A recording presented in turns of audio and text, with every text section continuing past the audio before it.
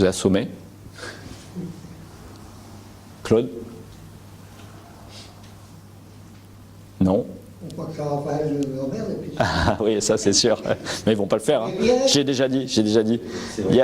C'est une faiblesse que quelques élus ont eu que je n'aurais pas. Ah oui, mais ça c'est des matchs. Hein. Ils se privent pas pour nous piquer des dossiers quand ils peuvent. Ça avait commencé avec le cinéma. On vient de le revoir dans la semaine avec le crématorium. Voilà. Donc le problème c'est que moi il faut toujours du temps. Le problème c'est que je vois les choses depuis très loin. Et c'est le problème, c'est que la démonstration se fait toujours par l'absurde. Quand vous voyez que vos partenaires sont pas loyaux et que vous le dites, eh ben, qu'il faut du temps pour que la preuve se fasse et qu'on vous écoute, ben, malheureusement, pendant le temps qui s'est écoulé, vous avez perdu des tas de choses. Donc moi, je l'avais déjà compris au moment où on se battait pour le cinéma et où on pouvait faire un multiplex exceptionnel au niveau du karting. Voilà, pour une salle qui est très bien, mais qui est beaucoup plus exiguë là où elle est. Quand ils ont inauguré, ils ont dit le plus beau cinéma de la Côte d'Azur. On fait rire, je veux dire, il suffit d'aller dans les multiplex comme ils sont à la Valette, et celui qui est en train de se créer à Cannes-la-Boca. Hein. Non mais même là et je me rappelle, j'avais fait moi, après avoir quitté la mairie de Fréjus, une note pour le groupe Pathé. Ils cherchaient un spot, ils l'ont trouvé. Ils se mettent à côté de l'aérodrome de Cannes-la-Boca et ils sont en train de faire un méga multiplex. Et d'ici à là-bas, c'est 15 minutes. Vous allez voir ce que ça va donner. Vous allez le voir. Et ça, bon, et on l'a vu sur le crématorium aussi. Le dossier, j'ai répondu à l'association des crématistes en septembre, en prévision de l'Assemblée Générale qui a eu lieu là, et qui a fait la une des journaux, où ils me demandaient ma position. Je leur ai expliqué que ma position était exactement la même que lorsque je les avais reçus en tant que directeur de cabinet et que j'avais initié le rendez-vous avec le maire et une élue, Madame Sylvie Briscadieu, qui a pris le dossier à bras-le-corps. Et donc ça fait 10 ans que ce dossier existe et il n'a toujours pas débouché. Alors c'est vrai qu'il y a des problèmes, on ne peut pas laisser traîner un dossier pendant 10 ans, mais on voit bien que Saint-Raphaël, à la limite... je les comprends. Ils disent, bon écoutez, là-bas ça bouge pas, nous on a un terrain, on vous offre un terrain, on vous prend le dossier. Bon, ça aurait pu être compréhensible s'il n'y avait aucun avenir possible en commun entre Saint-Raphaël et Fréjus, mais ce n'est pas le cas. Depuis 1999, on a mis en commun nos moyens, on a, nous, Fréjusiens, fait un effort en offrant aux Raphaëlois une parité au sein du conseil de l'agglomération, alors que leur population ne leur permet pas à l'origine. Donc à partir du moment où on fait un mariage et qu'il y a un déséquilibre et que pendant ce temps-là, il y en a un qui fait ses affaires sur le dos de l'autre, c'est que ça ne fonctionne pas. Ça ne peut pas fonctionner. Mais on ne peut pas jouer les surpris aujourd'hui. On le sait, depuis le début, c'est comme ça. Mais c'est juste une question de caractère. Alors je sais que j'ai mauvais caractère, mais ça peut servir des fois. Et là, ça servira. On ne cessera pas faire, Claude. On aime trop se battre. On aime trop se battre en plus. J'aime trop les embêter. Ouais, ça serait temps aussi. Ouais. Il ne m'arrête pas là, Ça, je l'ai dit au moment des législatives. Je l'ai tellement dit, je crois même que je l'ai écrit sur des tracts et sur les murs. Je crois. C'est bien que ce soit toi qui le lui dise. Parce que quand c'est moi, il dit ouais, lui il veut ma place, c'est pour ça. Mais non, pas du tout en plus. Quand t'es périmé, t'es périmé. Ouais. Une boîte à conserve sur les périmés. C'est vrai, on devrait mettre une date de péremption sur les hommes politiques. J'aime beaucoup cette idée. C'est le député Philippe Vittel, qui est secrétaire général de l'UMP à l'heure actuelle dans le Var, qui avait fait une proposition de loi à ce niveau-là. Très intéressant. Voilà. Dommage qu'il n'ait pas forcé un peu plus. Mais bon, il était tout seul, peut-être qu'on ne l'a pas assez aidé. Non, quelque chose d'autre, une autre question? Oui. Sur le quartier des Sables, oui. Moi j'y ai grandi. Oui. Bon, il a toujours existé des projets, oui. les 1000 logements possibles. Oui. La question de la LGV, oui. Oui. Tu penses que le dossier avance? Oui. Est-ce que tu penses que ça peut se décanter assez rapidement? Non. Voilà. Donc, mais on ne doit pas voir les choses seulement pour nous.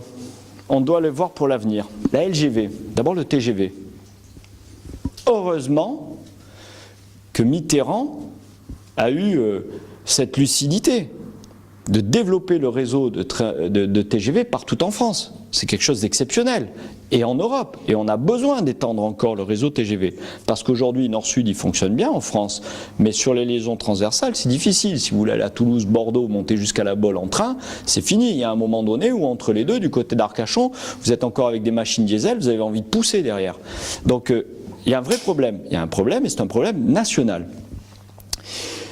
Mais quand l'État français a développé cette politique des transports grande vitesse, ça a été des grands travaux, donc ça a donné beaucoup de travail à beaucoup de monde, des Français, sur le territoire, dans toutes les régions, et ça a créé un outil aujourd'hui qui est exceptionnel. La ligne Sud-Est, le TGV Sud-Est, a subi plusieurs concurrences. D'abord ceux qui ne voulaient pas que ça passe sur leur territoire parce que ça va couper des vignobles, et que ça produit une perte sèche, ce que je comprends. Mais à long terme, vous savez qu'avec le réchauffement climatique, la carte des vins va énormément remonter. Vous savez qu'on sait que dans les 30 ans qui viennent, la vigne dans notre région ne sera plus ce qu'elle est. Et que dans le Mâconnais, justement, ils vont avoir un niveau climatique qui sera proche du nôtre. Si les études que l'on a, les études scientifiques qui nous sont fournies sont exactes. Mais comme ce sont des scientifiques, je leur fais confiance. Deuxièmement, il y a un lobby très fort au niveau de l'aéroport de Nice qui ne voulait pas la concurrence du TGV. Voilà pourquoi certains disaient on se fout de Nice et on le fait arriver à Toulon. En disant le plus important c'est nous les Varois, c'est l'aire de Toulon pour aller à Paris, puisque ceux qui sont à Nice ou dans les Alpes-Maritimes, ils vont prendre l'avion. Et c'est la raison pour laquelle, moi depuis le début, j'ai dit ben oui justement, il faut prendre ce tracé nord qui arrive à Saint-Maximin et qui recoupe au niveau de l'autoroute, le long de l'autoroute, jusqu'aux Arcs. Et après, le TGV, il vient mourir sur la ligne existante, sur Fréjus-Saint-Raphaël. Parce que s'ils ne le veulent pas dans les Alpes-Maritimes, ou si, juste comme il est aujourd'hui, il fait un peu l'omnibus en s'arrêtant après Saint-Raphaël, il s'arrête à Cannes et après il s'arrête à Nice, finalement, ils gagneront quand même la demi-heure de trajet ou les 3 quarts d'heure que l'on va gagner en passant par le côté nord, en passant par Saint-Maximin et Alixan et en remontant. Donc à partir de là, le projet peut être fait et peut venir aboutir ici parce qu'il passerait in fine sur les rails existants. Et deux, un projet comme ça, le temps de le faire, le temps de le lancer sur le papier, le temps qu'il puisse se réaliser, il faut minimum une décennie. On voit déjà que les études et la bataille, elle a déjà plus de 15 ans derrière elle pour en être arrivé finalement à un moment donné où tout le monde a dit ben non, on abandonne. Ça, c'est un gros reproche qu'on peut faire à ceux qui mettent trop d'entraves dans ces gros dossiers, c'est qu'ils refusent en pensant à eux, manque de peau, c'est que si nous avions eu une position arrêtée et que nous avions pu profiter des financements au moment où ils étaient encore là et où on pouvait, on aurait le TGV. Maintenant, il ne faut pas se leurrer. Le TGV va bouleverser énormément les choses. Parce que si avec le TGV on peut se retrouver à Paris en 3 heures, les Parisiens pourront se retrouver chez nous en 3 heures aussi. Donc ça veut dire que sur l'immobilier, sur le coût, ça va augmenter. Toutes les villes qui ont vu arriver le TGV ont vu une augmentation se faire. C'est le cas d'Alixan, près de Valence, c'est le cas d'Avignon, c'est le cas de Aix. Sauf que, et dans les endroits, dans les zones urbaines où il y a du potentiel de développement, comme Aix, c'est moins sur les coûts que ça a augmenté, ça a plus augmenté à Avignon et dans le Luberon et dans les maisons secondaires, parce que là des Parisiens sont venus s'acheter des maisons secondaires et pouvoir partir le week-end, etc.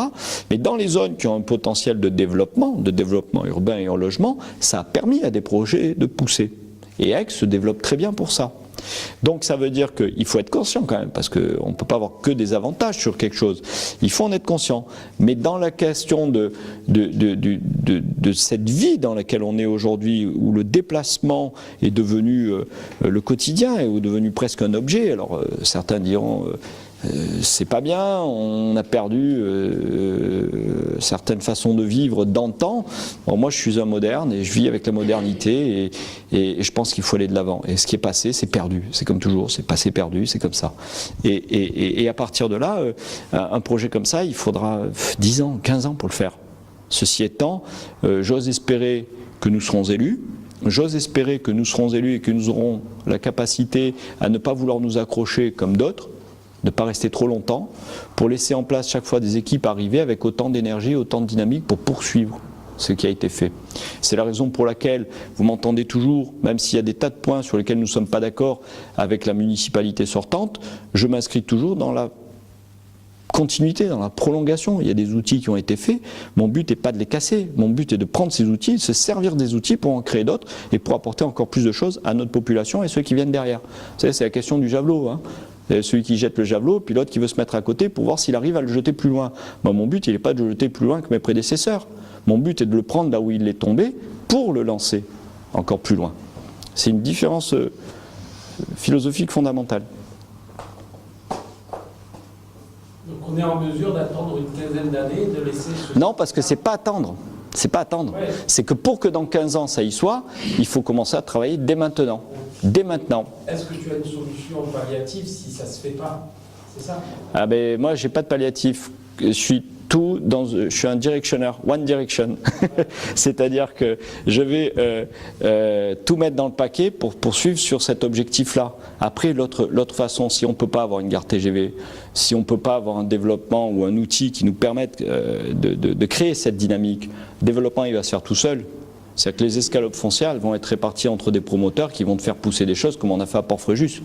Donc ça sera facile, et là ça ne mettra pas 15 ans, quoique, parce que pour Fréjus 2, il nous a fallu du temps quand même pour y arriver. Mais voilà, donc autant essayer de pousser d'entrée de jeu avec un projet très ambitieux qui pourrait être un moteur économique très fort et développement économique, qui est le thème de notre réunion, mais de notre mandat aussi, c'est d'apporter de l'économie, mais de la vraie économie. Une économie alternative à l'économie touristique. On ne doit pas sacrifier le tourisme, parce que c'est une richesse colossale pour l'ensemble de notre pays. Les chiffres qui étaient donnés par Jean-Pierre Serrat, qui est le patron régional du tourisme, je crois que c'est quelque chose, notre région produit quelque chose comme 60 millions de nuitées pendant la période estivale. Donc ça veut dire que sur l'ensemble du produit intérieur brut, on apporte une valeur ajoutée colossale, que l'on n'a pas le droit d'abandonner. On n'a pas le droit de sacrifier ça. Mais ça veut dire que si au-delà de cette richesse qu'on est capable d'organiser pendant les périodes estivales, ben, il faut qu'on arrive, nous, pour notre bien à nous, pour avoir une vraie vie, tirer une économie qui se développe toute l'année. Et autant il faut que l'on reste dans l'idée d'une politique touristique et d'animation sur le littoral ou dans le cœur ancien avec le patrimoine qui va attirer de la population, mais autant sur d'autres quartiers de la ville où là il n'y a pas d'enjeu touristique. La ZAC des Sables n'a pas d'enjeu touristique. Alors autant en profiter pour essayer d'en faire justement un outil économique, un poumon, un cœur même économique, et qui va permettre de faire vivre toute la ville. Alors comme on avait, et c'était le but du Grand Capitou, délocaliser des entreprises qui étaient là-dedans, on ne va pas y ramener des entreprises où il y a de la manutention, des entreprises où il y a du déplacement de gros véhicules. Mais si on peut y amener du tertiaire, des bureaux ou des entreprises d'intelligence, des laboratoires, des tas de choses, l'informatique, le net est une économie qui existe, et bien là, on aura à la fois une population plus dynamique, on aura une population active et qui va faire vivre le reste de la ville. Et étant avec des bureaux bien au cœur, et bien forcément, ça fait l'escargot autour, hein. Ça fait vivre tout ce qu'il y a autour. Et en plus, l'avantage, c'est que cette ZAC, cet espace des Sables, ce quartier des Sables, il est médian entre Fréjus et Saint-Raphaël. Donc les deux villes pourront bénéficier. Les deux villes pourront en bénéficier.